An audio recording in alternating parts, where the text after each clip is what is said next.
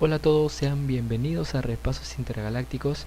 Para los que no me conocen, mi nombre es Diego Alejandro Espinosa Chan, soy alumno del quinto año de Medicina Humana, y para los que ya me conocen, estoy aquí una vez más con todos ustedes compartiendo todo lo que sé. Este es un tema especial porque hoy día es un día especial. Hoy 20 de mayo del 2018 se celebra un año de la creación de este canal. Así que de ante todo, muchas gracias a todos los que me apoyaron en un principio, a los que me siguen apoyando. Solo me queda decirles gracias por todo, ¿no? Entonces, vamos a empezar. El tema es cómo medir correctamente la tensión arterial. Parece un tema simple, pero que necesita mucha práctica. ¿Okay? Además, este video te puede servir a ti, independientemente del año en que tú estés. ¿Sí? Porque los que ya entran al hospital van a necesitar esto, y los que aún no ingresan al hospital pues están haciendo capacitaciones, están haciendo campañas. Así que es muy importante medir correctamente la tensión arterial. Así que por eso traigo unos 10 pasos para hacerlo correctamente. Pero ojo, ante todo mucha práctica. Bien, entonces, antes de empezar, quiero preguntarte, ¿no? ¿Qué se mide? ¿Se mide presión arterial o tensión arterial? ¿Qué es lo que vamos a medir nosotros? Pues quiero que recuerdes que la presión arterial es la fuerza de la sangre sobre las paredes, y eso no lo vamos a medir nosotros. Eso se mide especialmente por un catéter directamente a la arteria y mediante una máquina. Nosotros vamos a medir la tensión arterial, que es la fuerza que se opone, ¿no? Es decir, es la resistencia que se opone a las paredes, ¿sí? A la fuerza de la sangre que está dentro de las arterias. Y hay factores que se van a interponer, como son la piel, el tejido celular subcutáneo. Por si una persona obesa va a variar un poco la presión arterial o la tensión arterial, pero por consenso, solo por consenso se dice que la presión arterial va a ser igual a la tensión arterial, pero solo por consenso. Pero tú que has visto este video ya sabes que tensión es una cosa y presión es otra cosa. Entonces, continuamos. ¿Cuál es lo mejor para medir esta tensión arterial? Lo mejor, o la vieja confiable, es el tensiómetro de mercurio. ¿Ya? Pero esos grandes viejos que están parados ahí en el hospital, ¿sí? Pero justamente estos tensiómetros necesitan calibrarse cada cierto tiempo o son muy delicados. Es por eso que no se usa, o se usa en lugares adecuados, ¿sí? Nosotros mayormente vamos a usar el tensiómetro aneroide, que es el del uso que usa el personal de salud, que justamente vamos a analizar y vamos a comprender toda la técnica que hay. Es el uso convencional. También hay otros tensiómetros, que es el tensiómetro electrónico, que es para uso familiar, ¿no? Para personas que no saben tomar la presión arterial, ¿sí? Y el tensiómetro de descompresión automática. Esto es para una monitorización continua, justamente para descartar bata blanca, o para un paciente que necesite como su mismo nombre lo dice, ¿no? Un monitoreo constante. Ya el efecto de la bata blanca lo vamos a ver más adelante. Entonces, vamos a ver cuál es la técnica, ¿sí? Y para medir la tensión arterial, o la presión, que en este caso es igual, ¿ya? Solo necesitas tres cosas. Solo necesitas saber o conocer tres cosas: los factores que dependen de tu equipo, los factores que dependen de tu paciente, y los factores que dependen de ti, ¿sí? Equipo, paciente y personal y técnica. En lo que respecta al equipo, tú debes de tener en cuenta siempre, o verificar si tu equipo está bien, ¿no? Si es que por el caso hay un taponamiento, ¿sí? en los auriculares, o esté descalibrado el tensiómetro, o esté perforado el manguito, ¿sí?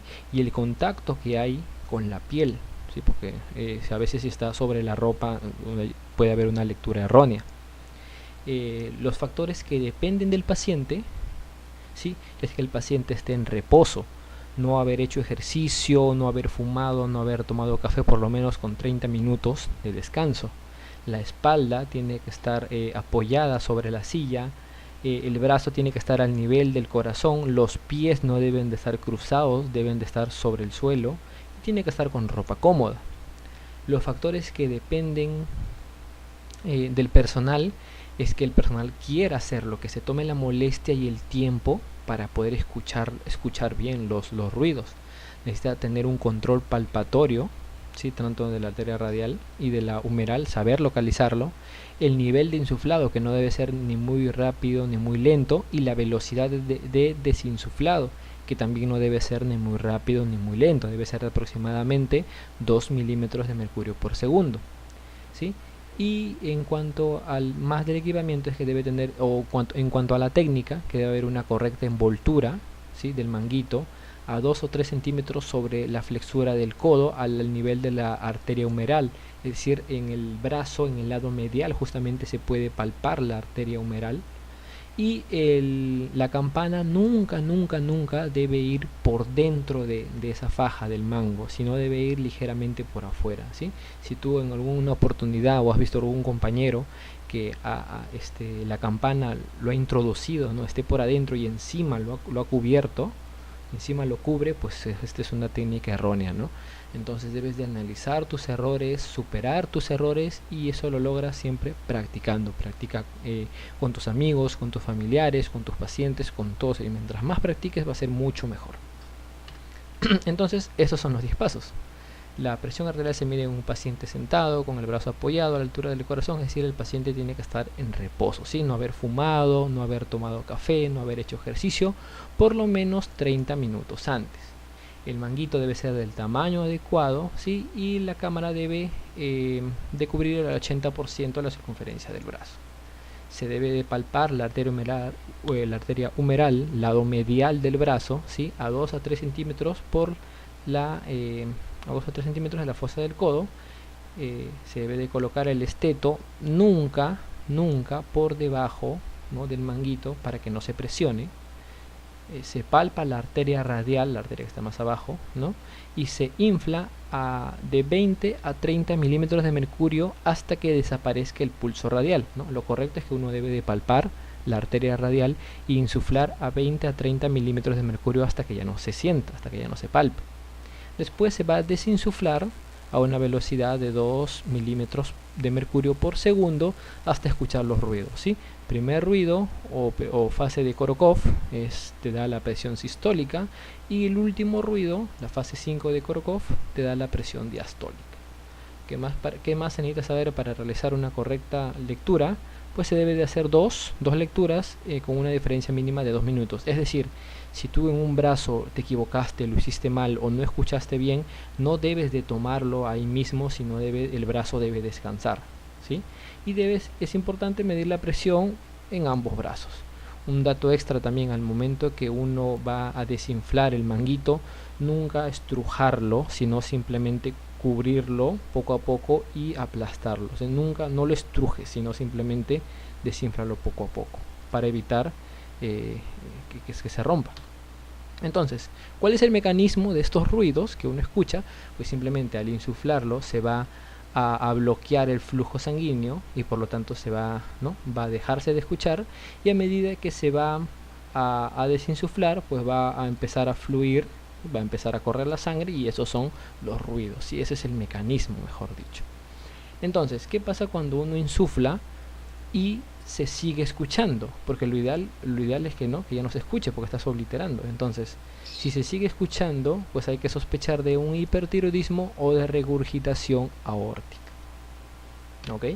Entonces, ¿cuál es el análisis, no? Acá hay una serie de ruidos, ¿sí? Hay 5 fases, por así decirlo. Entonces, quiero que se te quede claro que en el primer ruido te indica la presión sistólica, y casi el último ruido la presión diastólica, ¿sí? La presión sistólica o máxima es el mayor valor obtenido durante la eyección ventricular, y la presión diastólica o mínima es el menor valor obtenido durante la diástole, que coincide con el final de este. Entonces, sigamos, ¿no? El análisis. Acá está el manguito, ¿no? Acá está el manguito. Entonces la sangre deja de fluir, y a medida que vas desinsuflando, pues se va escuchando, ¿no? Entonces el primer ruido es la presión sistólica, y el último ruido es la presión diastólica. Pero ojo aquí, ¿qué pasa en pacientes hipertensos o en pacientes ancianos? Hay un pozo auscultatorio, y hay que tener mucho cuidado con esto. ¿Qué es el pozo auscultatorio? Es decir, cuando uno empieza a insuflar, ¿sí? Y está desinsuflando, va a escuchar ruidos, ¿no? Uno escucha el primer ruido, uno escucha otro ruido y ya no se escucha completamente, o sea, y se apaga, hay un silencio. Entonces uno piensa que ese último ruido escuchado es el de la presión diastólica, ¿sí? Porque después ha seguido un silencio, pero pasa ese silencio, pasa ese pozo ocultatorio y se vuelve a escuchar otro ruido más. Entonces eso genera lecturas erróneas, ¿sí? Entonces, ¿cómo se evita eso? ¿Cómo se supera ese pozo ocultatorio que presentan los pacientes ancianos y con hipertensión arterial? Pues se supera justamente insuflando a más de 250 milímetros de mercurio, ¿sí? Si el paciente ya te dice te dice que es hipertenso, pues no, es mejor prevenir y de una vez lo insuflas a más de 250 milímetros de mercurio, porque te puede evitar este pozo ocultatorio, lecturas erróneas. Bien, algo más que debes de saber es la presión de pulso o presión diferencial entre la presión, ¿no?, arterial sistólica menos la presión arterial diastólica. ¿Cuánto es el valor normal que debe tener esto? Es 50 milímetros de mercurio, ¿sí? ¿Qué pasa cuando esta diferencia es mayor? Pues se sospecha de otras enfermedades, ¿sí? Se sospecha como de una hipertensión no controlada, o se puede sospechar de una sepsis, se puede sospechar de un hipertiroidismo, se puede sospechar de una enfermedad renal crónica, muchos otros factores, pero lo ideal es que esté en 50 milímetros de mercurio en personas jóvenes normales, ¿sí? La presión media se puede calcular con la presión diastólica más la diferencia de la sistólica menor a la diastólica sobre 3. Y también se puede hallar la presión diastólica cuando uno conoce solo la presión sistólica, y esto es la presión sistólica sobre 2 más aproximadamente 10 o 20 milímetros de mercurio, ¿no?, que más o menos sí aplica. Entonces estas tres fórmulas quiero que tengas bien contigo, y si no las sabías, pues ahora ya lo sabes, ¿sí? Esta es muy importante, o es muy útil, porque puedes calcular justamente la presión diastólica a partir de una presión sistólica. Bien, hay también variaciones fisiológicas de la presión arterial, según la edad y según el horario. Según la edad, en los recién nacidos su presión es de 55 sobre 40. A medida en personas mayores de 25 años, su presión puede estar entre 110 a 150 sobre 70-90. Y las estadísticas o la literatura menciona que 1 de cada 5 personas va a tener presión arterial elevada. Ojo, no hipertenso, sino una presión arterial elevada de más de 140 sobre 90. Bien, entonces, si por sí en tu casa hay 5, pues entonces uno de ellos, ojalá no, pero uno de ellos tiene hipertensión arterial, así que debemos de descubrirlo. Según el horario también, la presión arterial, las máximas lecturas se logran al mediodía o a las 7 y 8 de la noche, y la presión mínima se obtiene a las 3 de la mañana. Hay situaciones también que van a aumentar la presión arterial, como son las emociones, el esfuerzo después de comer, o la distensión vesical, cigarro o café, ¿sí? Entonces, esas son las variaciones fisiológicas. Las patológicas: ¿qué pasa cuando la presión arterial sistólica sube demasiado y la presión arterial diastólica baja demasiado? Se puede sospechar de una insuficiencia valvular aórtica, de un IVA, pero este dato de aumento de las presiones, ¿sí?, tienes que buscar otros datos, ¿no? No puedes diagnosticar solo insuficiencia valvular aórtica. Otros datos semiológicos que te orientan es el signo de Hill. ¿Qué es el signo de Hill? Pues es cuando hay diferencias que ya más adelante te lo voy a mencionar.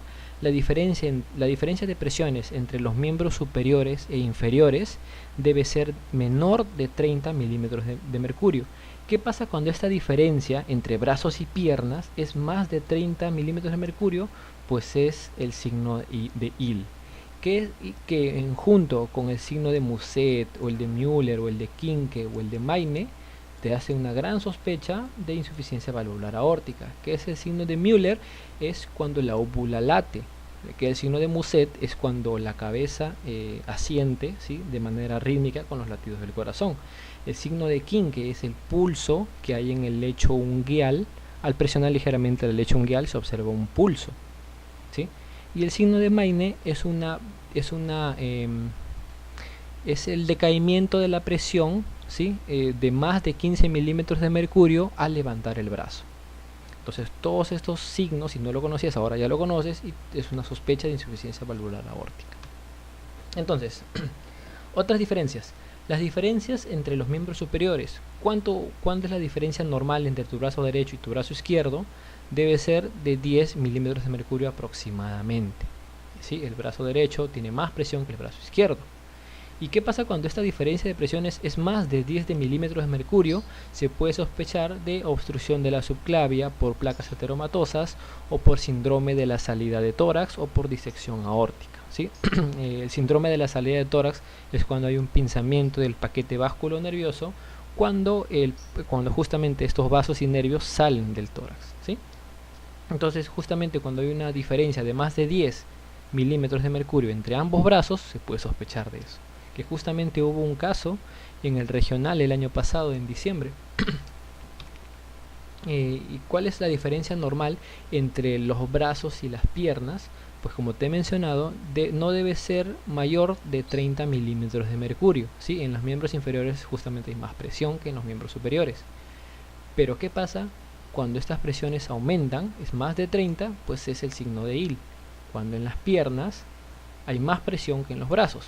¿Y qué pasa cuando en los brazos hay más presión que en las piernas? Pues se puede sospechar de coartación de la aorta, ¿sí? La coartación de la aorta simplemente es una estenosis, ¿sí? Es estenosis de la aorta, entonces justamente no llega sangre, no llega presión a los miembros inferiores, pero sí a los miembros superiores. Bien. También hay que tener en cuenta sobre la pseudohipertensión. Esta pseudohipertensión es una hipertensión falsa, ¿no? Que puede asustar al paciente o te puede confundir a ti. Entonces, esto se sospecha en ancianos o en pacientes con ateroesclerosis, ¿okay? ¿Y cómo se diferencia una pseudohipertensión de una hipertensión? Pues usando la maniobra de Osler. Esta maniobra de Osler indica que hay que insuflar el manguito, ¿sí? Y hay que palpar la arteria radial. Si se palpa la arteria, si tú palpas la arteria radial, pero no hay pulso, eso es una maniobra de Osler positiva y te orienta a una pseudohipertensión. Porque justamente en pacientes ancianos sus arterias están calcificadas o aterosclerosadas y con placas de ateroma y eso produce lecturas erróneas. Entonces, hasta ahí ya sabes todo para entrar a diagnosticar una hipertensión arterial. Entonces, según esta nueva guía que ha cambiado, es una imagen que encontré de internet, la guía justamente ha cambiado el año pasado, ya la hipertensión se considera a partir de 130 sobre 80, pero no a la primera. ¿Okay? Ojo, no es la primera, no porque tú encuentres a un paciente con 130-80 y es hipertenso, no, porque siempre hay que sospechar del efecto de la bata blanca, que justamente mencionan que por el organismo, la persona, el paciente se pone tenso porque le están tomando la presión, ¿okay? Esto se supera o se evidencia o se diagnostica con lecturas sucesivas, ¿no? A lo largo de la semana o en diferentes visitas al médico en un mismo horario, ¿no? Para poder diagnosticar al paciente con hipertensión arterial. Ahora, si el paciente ya es hipertenso, hay dos causas, ¿no? Si es una hipertensión primaria o esencial o secundaria. La mayor causa de hipertensión es una primaria o esencial, ¿no? Que es idiopática, no se conoce la causa. Y el segundo grupo son las secundarias, que es de un pequeño grupo, ¿no? Del 5 al 10%. Quiero que sepas que en estas hipertensiones secundarias son refractarias al tratamiento, es decir, el tratamiento, ¿sí? El tratamiento farmacológico no corrige esa hipertensión. Eso es una sospecha para poder decir, ¿no? Que es una hipertensión secundaria. ¿Y cuáles son estas causas, ¿no? Que te producen una hipertensión secundaria, es decir, refractaria al tratamiento? Pues puede ser problemas en los riñones, problemas endocrinos, problemas en el sistema nervioso cardiovascular. Por decir, en los problemas de los riñones, una enfermedad de los riñones, o de la arteria renal, una estenosis de la arteria renal. En endocrino tenemos al hipertiroidismo, tenemos a un tumor en la médula suprarrenal que es el feocromocitoma, ¿sí? Te produce una hipertensión secundaria, un síndrome de Cohn por un hiperaldosteronismo primario o secundario o problemas genéticos de pseudohiperaldosteronismo, también te produce hipertensión secundaria, etcétera, etcétera, etcétera. ¿Sí? Entonces, vamos a desglosar cuáles son los componentes, los factores determinantes de la presión arterial. Pues por fisiología sabemos que es el gasto cardíaco por la resistencia vascular periférica. Entonces, ¿cuáles son los factores que afectan a la presión sistólica y a la presión diastólica? Pues es el gasto cardíaco y la resistencia vascular periférica. Y en la sistólica tenemos a la distensibilidad arterial y al volumen sistólico. Aquí quiero que sepas que también hay una presión, una hipertensión arterial. ¿Cómo es? HCA. Una hipertensión arterial sistólica aislada. Es decir, cuando solamente la presión arterial sistólica está, la presión sistólica está por encima de los 140, ¿sí? Mientras que la presión arterial diastólica se mantiene normal, ¿no? Se mantiene por menos de 90. ¿Ok? Cuando ocurre esto hay una hipertensión arterial sistólica aislada, ¿no? Cuando solamente la sistólica es la que aumenta, y se sospecha también en problemas de tiroides, sepsis o enfermedad renal crónica. Entonces, acá hay una regulación de la presión arterial, ¿no? Está regulado por el sistema renina-angiotensina-aldosterona, que es como un feedback, es un sistema de retroalimentación.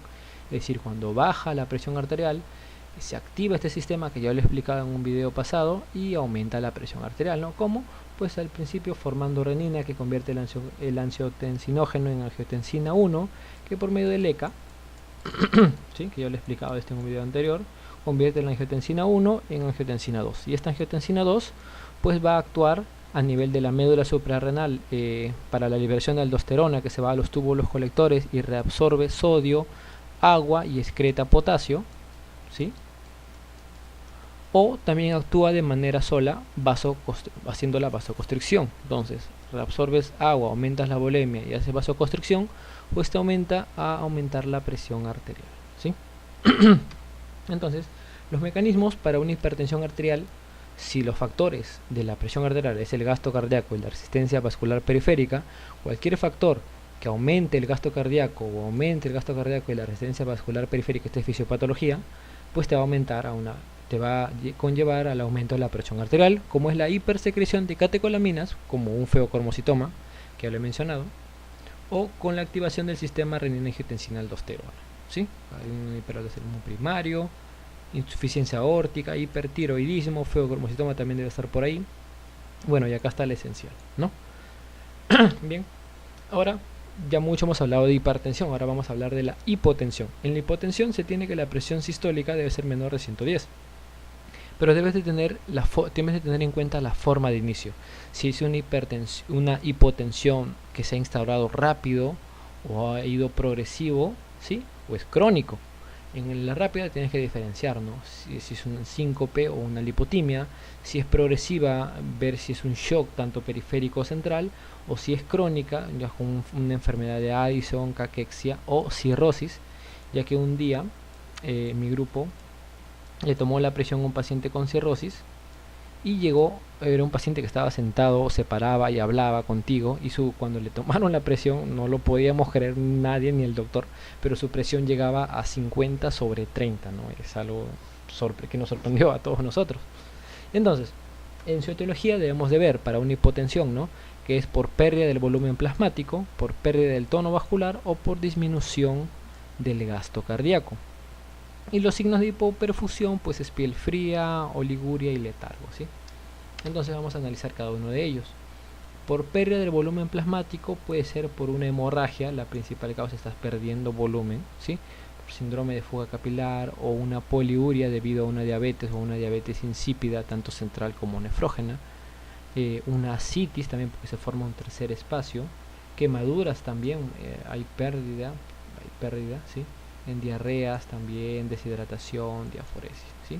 Justamente todos estos son por pérdida de volumen plasmático. Por pérdida del tono vascular, pues justamente en la sepsis, enfermedades crónicas o por el uso de fármacos vasodilatadores, pierdes el tono vascular. Y finalmente por disminución del gasto cardíaco, ¿sí? Porque se forma un tercer espacio debido a una ascitis, embarazo, insuficiencia venosa o una obstrucción de la capa inferior. Se forma un tercer espacio, llega menos sangre entonces a la aurícula derecha, entonces va a haber menos gasto cardíaco, ¿sí? Y la hipotensión ortostática pues es una disminución de la presión debido al cambio de postura. es o por disminución de más de 20 milímetros de mercurio en la presión sistólica, de más de 10 en la presión diastólica o más de 15 en la presión media. Y finalmente la curva J, que es de varios artículos, ¿sí? Son de artículos más que todo de estudios, que menciona, es decir, o se dieron cuenta que en pacientes con enfermedad coronaria, ¿sí? O con falla cardíaca, tienen su presión elevada, ¿ya? Y para evitar esos riesgos, para evitar que sufran accidentes cerebrovasculares o infartos, ¿sí? Hay que disminuir esa presión, porque es un paciente con presión arterial alta. Entonces se dieron cuenta que al disminuir la presión arterial, en vez que haya menos riesgos o menos probabilidad de sufrir infartos o stroke, pues estos riesgos aumentaban. Esto es la curva J, ¿sí? Entonces se dieron cuenta o determinaron una presión ideal, que a más de aquí no debes de bajar la presión. Bueno, y esto varía de acuerdo a la literatura. La literatura en que he encontrado es esto. Mencionan que a partir, ¿no?, de cierta presión ya no debes de disminuirla más, porque al contrario generas más riesgo de hacer esas complicaciones. Bien, eso ha sido todo. Espero que te haya gustado, espero que te haya servido. Si aún no has sabido tomar la presión arterial o la tensión arterial, bueno, ahora ya conoces todo lo necesario para que vayas directo al paciente, practiques con tus amigos, con tus familiares, ¿sí? Y te dejo un PDF con un resumen de todo lo que te he dicho, con los 10 pasos y algunos cuantos situaciones especiales que hay que recordar, ¿no? Donde tú puedes tenerlo contigo, imprimirlo, compartirlo con tus compañeros para que sí te ayude a recordar. Bien, eso ha sido todo. Una vez más, gracias por todo el apoyo, a todos los que han seguido desde el principio, a todos los que me han seguido desde el principio, y a todos los nuevos, bienvenidos sean. Y bien, eso ha sido todo. Muchas gracias.